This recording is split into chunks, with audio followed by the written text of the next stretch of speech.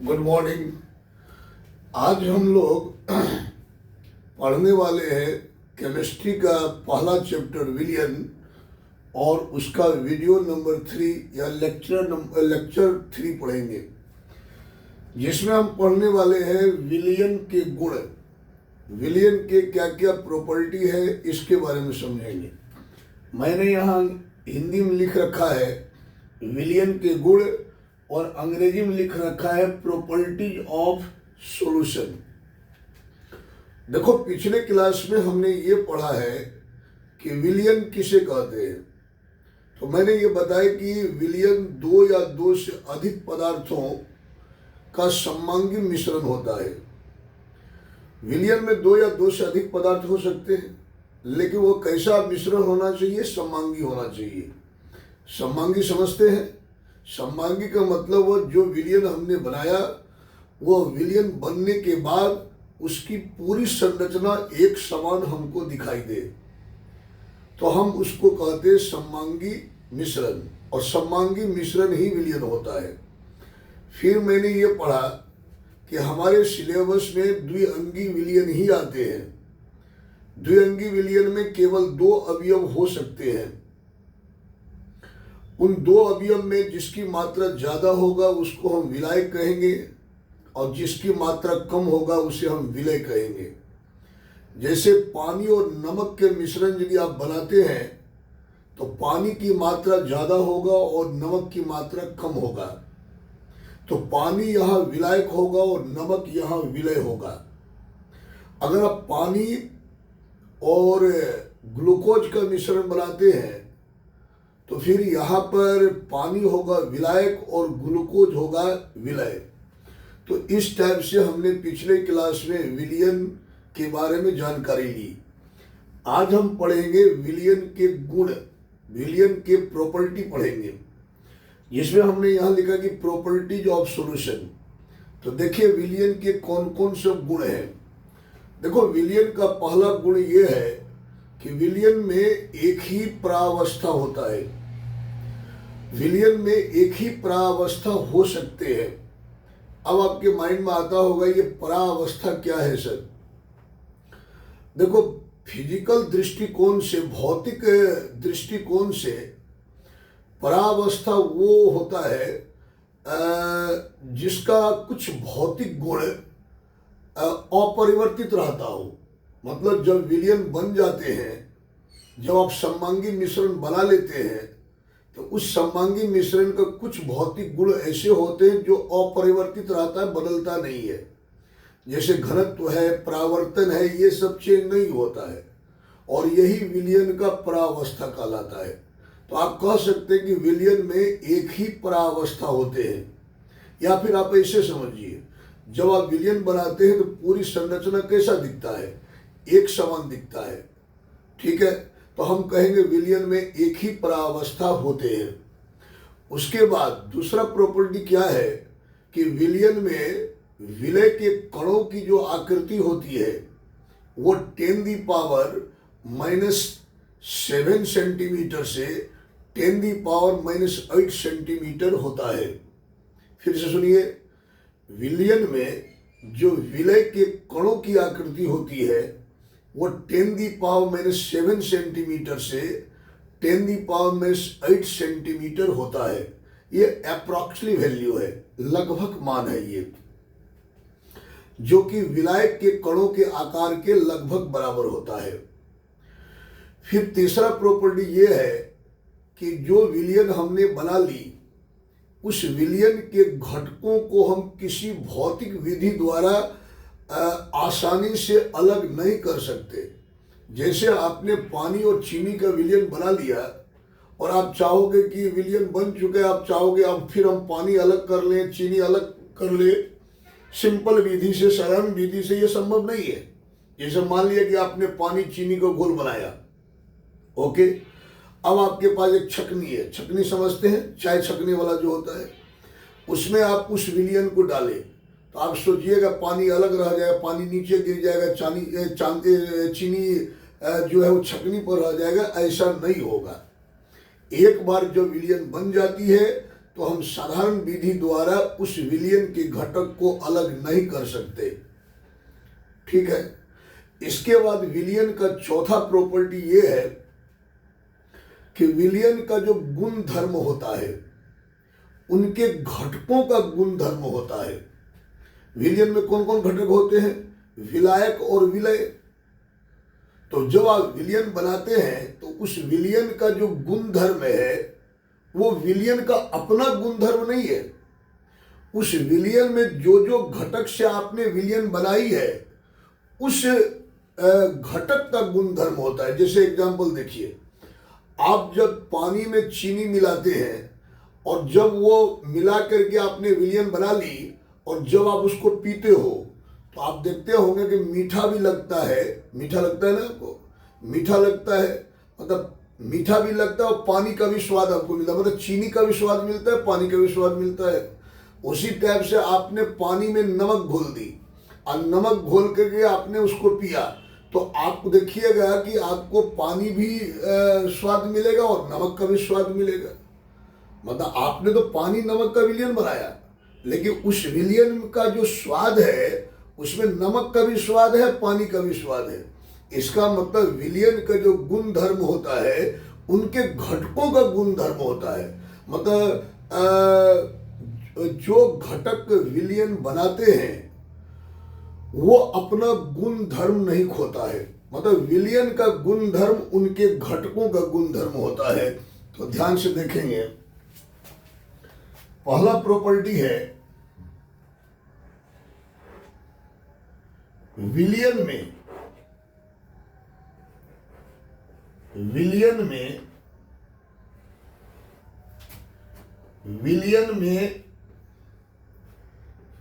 एक ही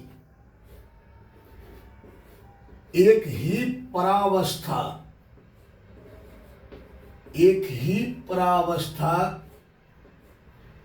होती है। विलयन में एक ही परावस्था होती है। दूसरा प्रॉपर्टी क्या है कि विलयन में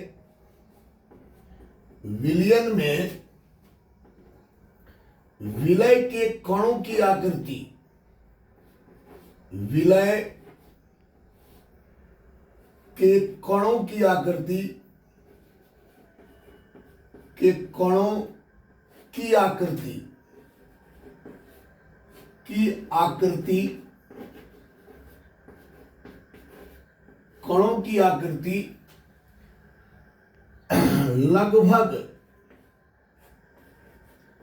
लगभग 10⁻⁷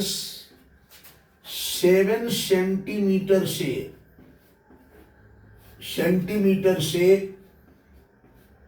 10⁻⁸ सेंटीमीटर होती है। पहला प्रॉपर्टी आपने लिखा कि विलयन में एक ही परावस्था होती है। मतलब जब विलयन बन जाता है ना तो इनके जो भौतिक गुण होते हैं, इनके कुछ भौतिक गुण ऐसे होते हैं जो अपरिवर्तित रहता है, जो चेंज नहीं होता है। तो हम कहेंगे विलयन में एक ही परावस्था होता है। दूसरा क्या है कि विलयन में विलय के कणों की जो आकृति होती है वो लगभग 10⁻⁷ सेंटीमीटर से 10⁻⁸ सेंटीमीटर होती है। फिर आप तीसरा पॉइंट आप लिखेंगे, कि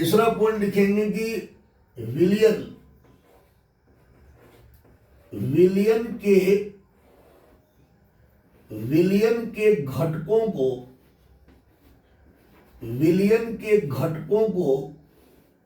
विलयन का घटक कौन कौन होता है?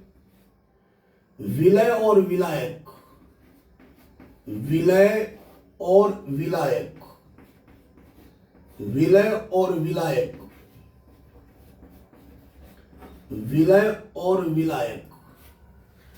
विलयन के घटकों को, मतलब विलय और विलायक को। अरे विलयन का दो घटक होता नहीं है, द्विअंगी विलयन के दो घटक होते हैं, विलय और विलायक।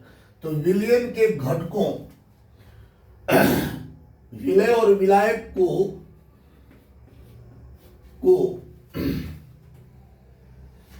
किसी भौतिक विधि द्वारा किसी भौतिक विधि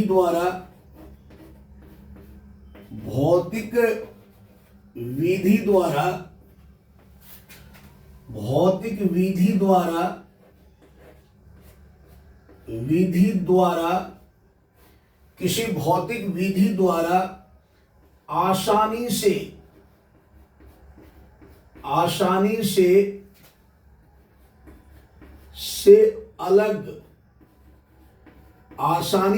अलग या पृथक लिख सकते हैं, अलग नहीं किया जा सकता है,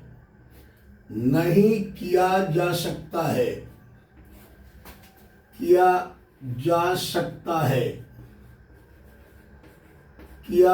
सकता है। ठीक है। अगला प्रॉपर्टी क्या है? चौथा प्रॉपर्टी है कि विलियन का गुणधर्म, ये काफी इंपॉर्टेंट प्रॉपर्टी है, याद रखेंगे। विलियन का गुणधर्म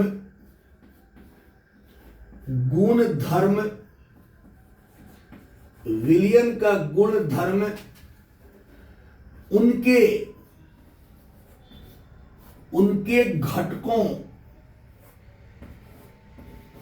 घटकों बोले तो विलय और विलायक,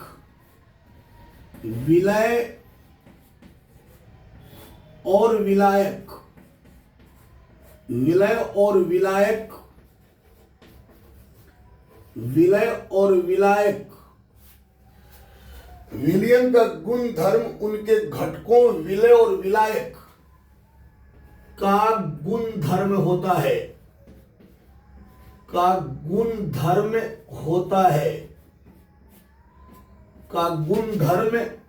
है, अर्थात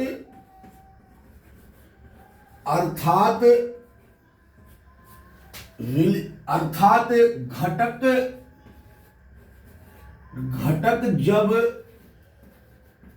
विलियन बनाते हैं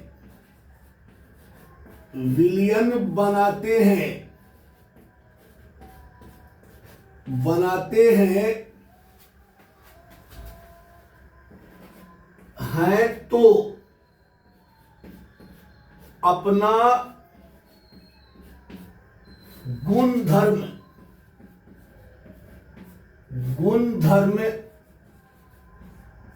नहीं खोते हैं।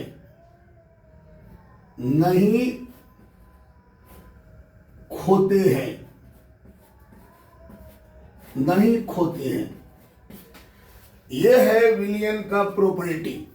तो आपने विलियन की प्रॉपर्टी के 4 पॉइंट पढ़ा आपने, और ये 4 पॉइंट आप याद रखेंगे क्योंकि ये आपको 2 नंबर में पूछे जाते हैं कि विलियन की प्रॉपर्टी लिखे।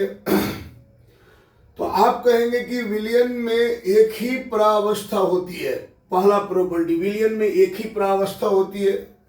विलियन में विलय के कणों की आकृति लगभग 10⁻⁷ सेंटीमीटर से 10⁻⁸ सेंटीमीटर होती है, जो विलायक के कणों की आकृति के लगभग बराबर होता है। विलियन के घटकों, विलियन में कौन कौन घटक होते हैं? विलियन में कौन कौन घटक होते हैं? विलय और विलायक। तो विलियन के घटकों को किसी भौतिक विधि द्वारा आसानी से अलग नहीं किया जा सकता। मतलब जब आप विलियन बना लेते हैं तो आप कोई सिंपल मेथड द्वारा, कोई साधारण विधि द्वारा आप विलियन के घटक को अलग नहीं कर पाओगे। ठीक है। जैसे आप छकनी वगैरह से छान करके आप चाहोगे हम चीनी अलग कर ले, पानी अलग कर ले, ऐसा नहीं होगा। एक बार विलियन बन गई तो हम उसको साधारण विधि द्वारा, साधारण भौतिक विधि द्वारा उन विलियनों के घटक को अलग नहीं कर सकते। और ये जो चौथा पॉइंट है, ये बता रहा है कि विलियन का जो प्रॉपर्टी होता है, जो गुणधर्म होता है, वो क्या होता है। तो विलियन का जो गुणधर्म होता है, उनके घटकों का गुणधर्म होता है।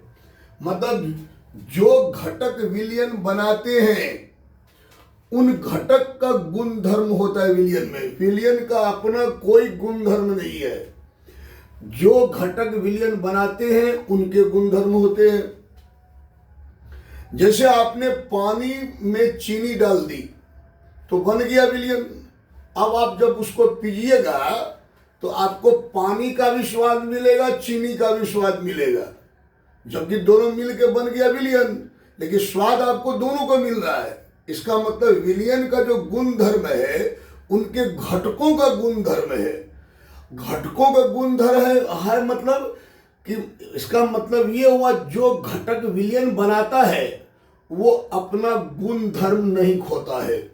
जैसे चीनी, जैसे आप नमक पानी का मिश्रण बनाइए, समांगी मिश्रण बनाइए, विलयन बनाइएगा, जब पीजिएगा तो नमक का भी स्वाद मिलेगा, पानी का भी स्वाद मिलेगा।